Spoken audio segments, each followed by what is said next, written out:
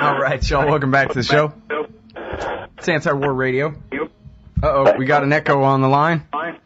Our guest is Brian Cloughley. Can you hear me, Brian? Yes, I can hear you loud and clear. Brian Cloughley lives in France. He's Australian. He writes for Jane's Sentinel. And he's got a piece at Counterpunch called Training the Afghan Army. First of all, sir, could you please comment on the terrible massacre, supposedly a rogue massacre of a single soldier who had a breakdown? Maybe remind the audience, if they missed it, what happened, and talk about what you think the reaction will be in Afghanistan, and what it'll mean for the future of the mission there. Right.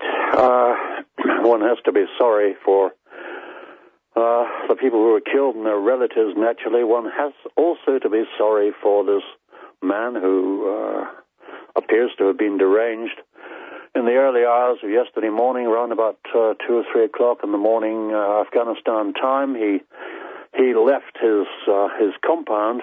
Now, of course, this gives rise to a question as to how on earth an armed soldier can go out for a walk at 3 o'clock in the morning without being challenged, but that's another matter to be found out by the authorities.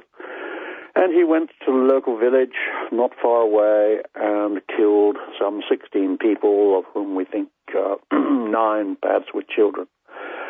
Now, passing over, if one can pass over, the tragedy that was, one has to think about the wider implications, and it couldn't have happened, of course, at a worse time for relations between the United States, or indeed foreigners in general, and Afghanistan, be that the government of Afghanistan, which doesn't really represent the people, or the people of Afghanistan, or the Taliban, who are standing in the wings, ready to take over.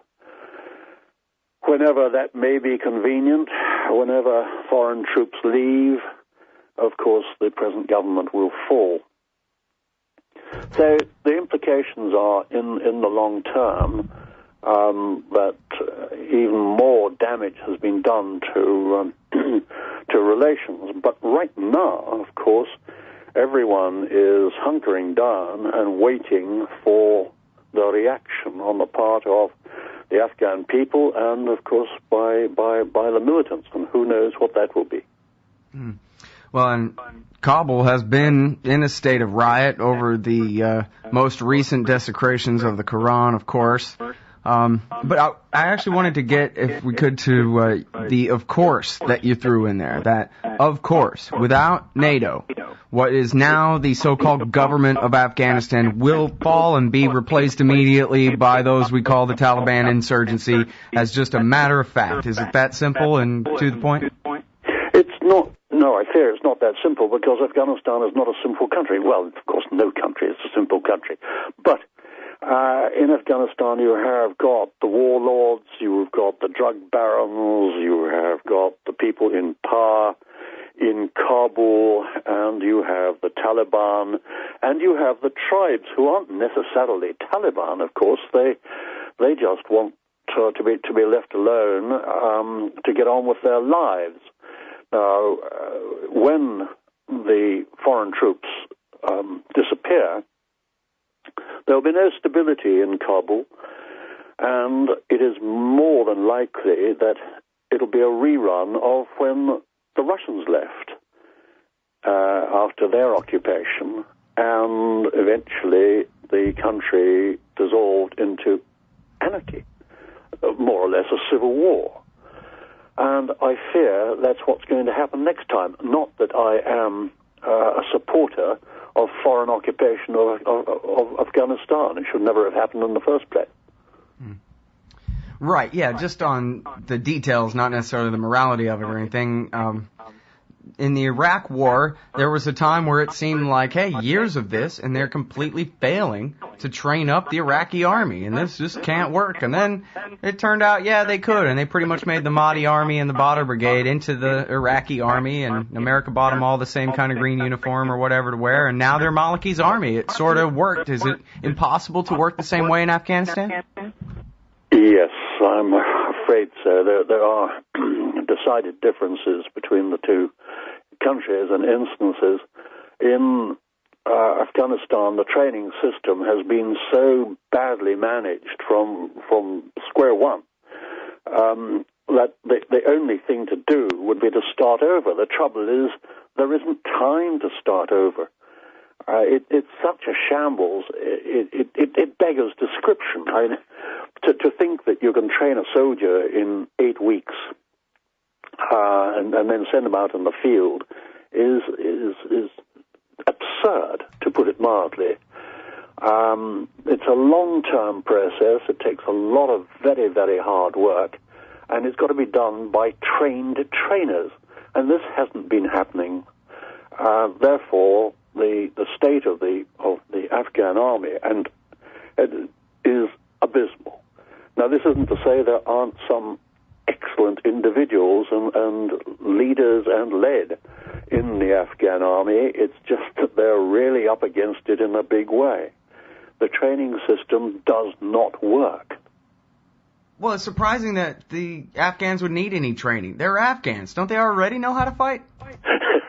Yes, they do. By Jove, I wouldn't like to be up against a bunch of Afghans, equal for equal, as it were, because they are very, very sharp soldiers indeed.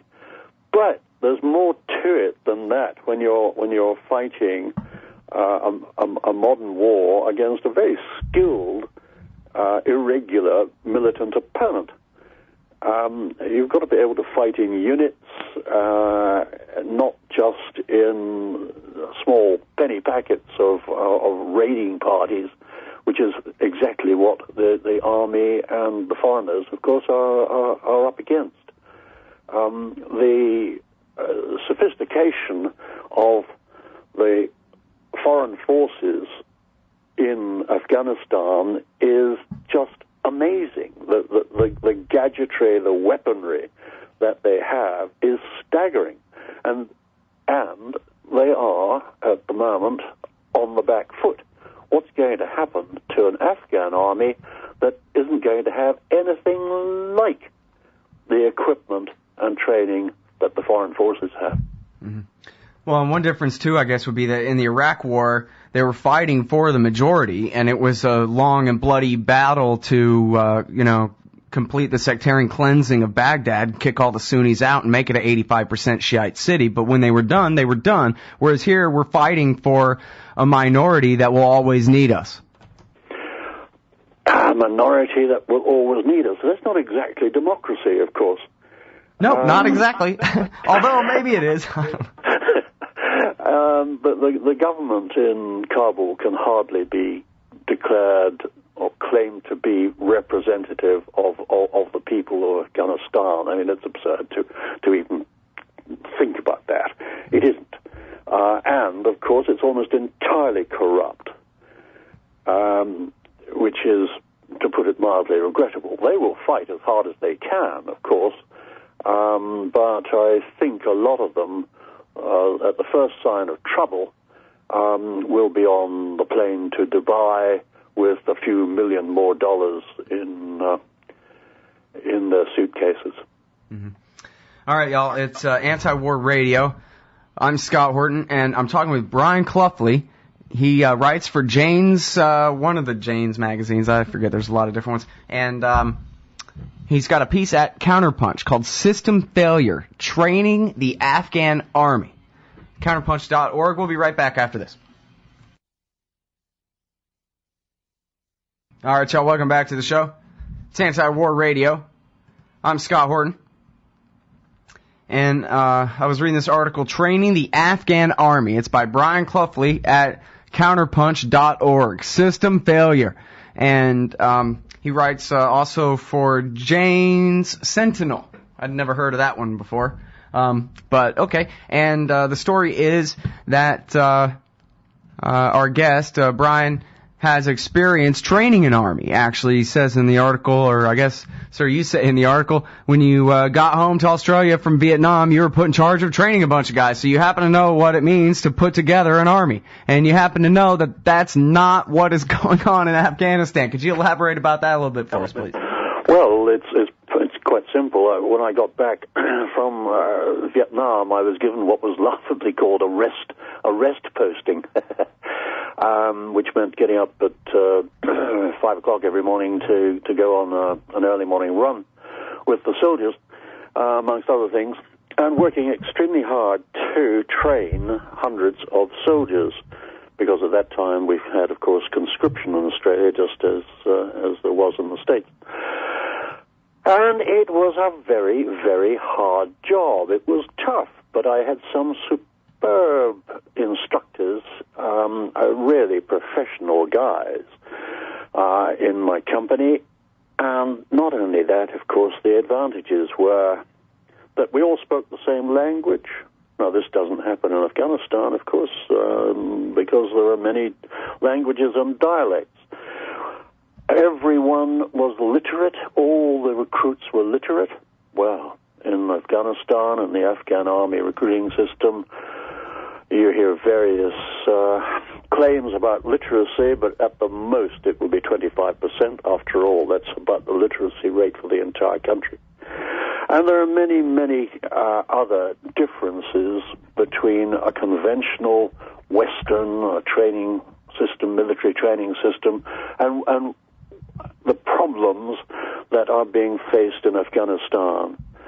It hadn't been thought through. It wasn't planned properly by the foreign nations who undertook training, and consequently, we are left with chaos. Well, does it make sense that maybe the policy, and I don't want to be too conspiratorial about it, but maybe the policy is not really to win there? I mean, what are they trying to do? Create a Western European, Westphalian nation state? Maybe they just want to fight forever. I don't think so. I think the genuinely, the foreign forces, I think genuinely want to train the Afghan army to be as efficient as a Western military would be, or is indeed. But that's just not possible given the lack of system and the circumstances that appertain in Afghanistan now. It's as I said earlier, it would be great to be able to start over, but it's too late to do that. All they can do is stumble along, churn out soldiers, and try to reach the target figures. And that's no way to train an army. Mm-hmm.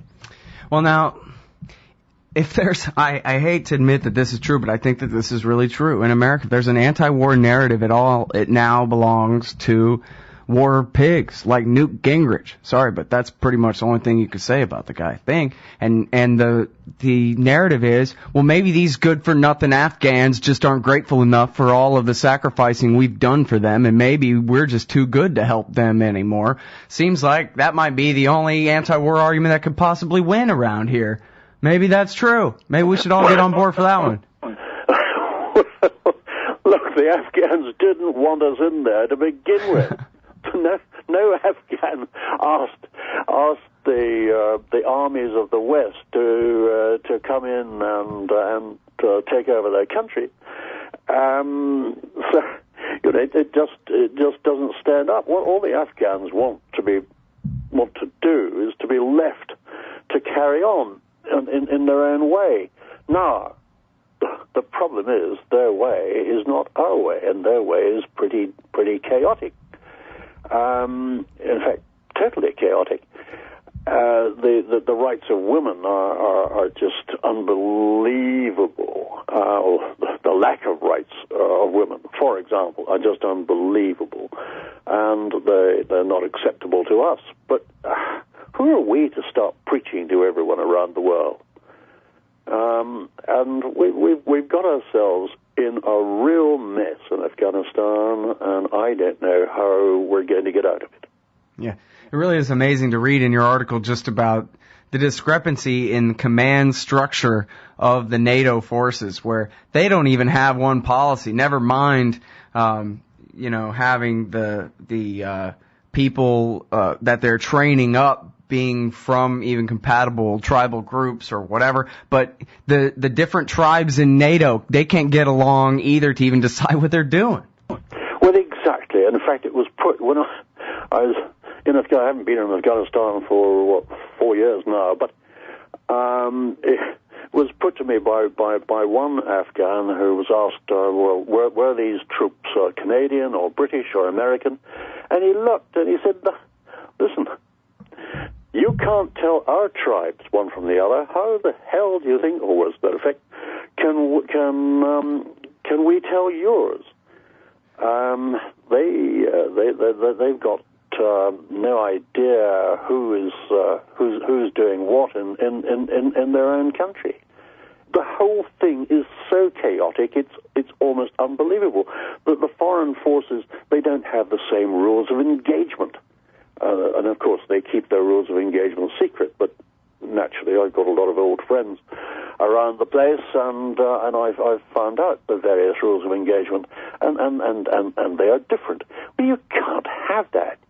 You can't have 10,000 troops with one lot of rules of engagement, 20,000 with another, and so on. It's not military. It's not how you win wars. Mm-hmm. Well, so now they say that they're not giving up. 2014 is just the beginning of the end, something like that. What do you think? How long is this going to last? And very quickly, I'm sorry, we're right out of time here. Okay, well, I was asked a few years ago at the Royal United Service Institute in London how long it would last and how many people it would take.